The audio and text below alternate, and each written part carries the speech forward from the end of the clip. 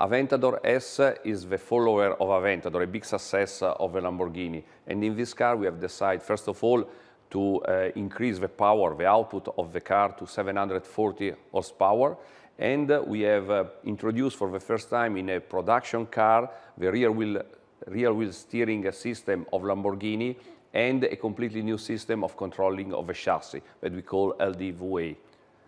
Powertrain is a heart of our car, and for this reason we treat it in a special way. We have our V12 naturally aspirated that is still able to generate much more power of what was the previous version. We achieve a 740 horsepower with an increase of the volumetric efficiency, some optimization of the cam phase, and also an increase of the speed of the engine. But we work also in the powertrain, in the gearbox, introducing a completely new software that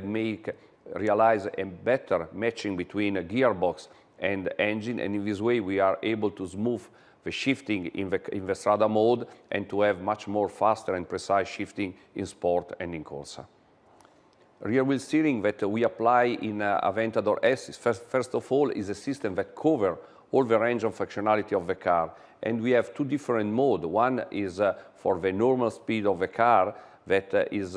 due to the counter-phase movement of the rear wheel compared to the front, is able to reduce the virtual wheelbase of more or less 500 millimeters. In this way, the car is much more agile, is much more reactive in the change of line and in change of the dynamic behavior of the car. When we go at high speed, we move the rear wheel in the same direction of the front wheel, and in this way we increase the wheelbase of 1 meter, and in this way the car is much more stable and you can go really at maximum speed also in the big cornering that you can have in a highway or in some track. About all these new features is important to be able to control, and for this reason we have introduced this new system that we call LDVA, that is a system that from an electronic point of view is able to control all the parameters of the car, starting from the steering, from the powertrain, from the suspension, and also from the rear wheel steering. And after moving also in ABS and SP, means traction control and the control of the grip of every wheel, is able to react in a fast way as possible, controlling all what happened in the chassis, means to guarantee to the driver that is able really to achieve the best performance of the car in a best and safe way as possible.